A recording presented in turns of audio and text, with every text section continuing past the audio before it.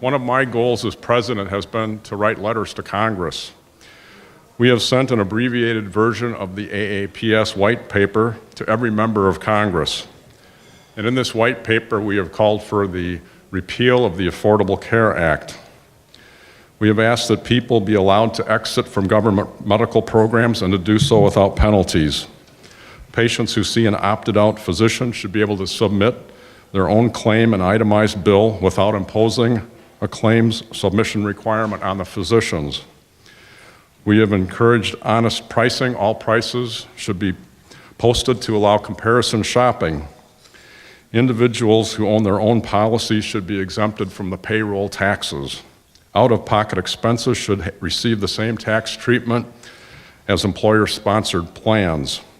Insurance mandates should be repealed.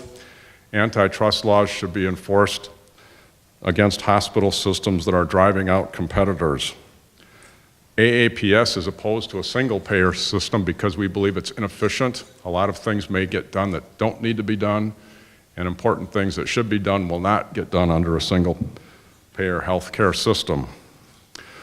We have always supported health savings accounts, and we believe that charity care should be an important part of the health care system. So that's kind of a summary of what's in that white paper. We have also sent a letter to every member of Congress requesting that the National Practitioner Data Bank be abolished. When a report is submitted to this data bank, there is no effort to check the accuracy of the entry. There is no due process for physicians. We wrote that when a physician is reported to the data bank, it is like blacklisting. We have also written a letter to every member of Congress requesting that the Clinical Laboratory Improvement Act be repealed.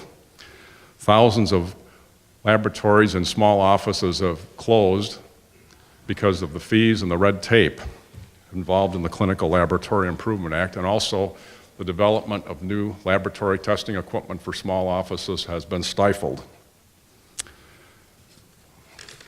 Now, when I went to Washington, D.C. in October to attend the coalition meeting, I went office to office with the AAPS White Paper.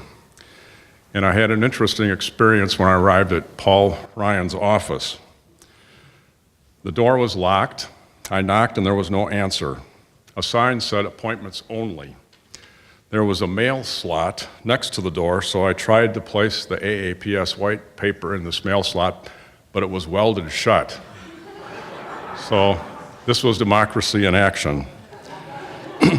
So then I called his office on my cell phone, and an aide said, well, just slide it under the door.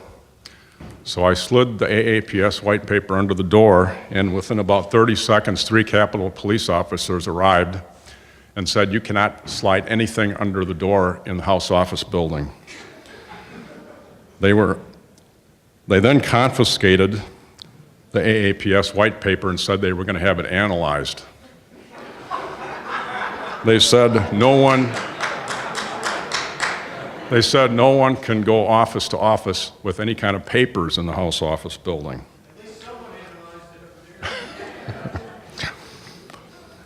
When I arrived back in Oshkosh, I contacted the Capitol Police supervisor, and he said that these Capitol Police officers were wrong. Citizens may go door to door with a position paper. And he said that they were going to be educated.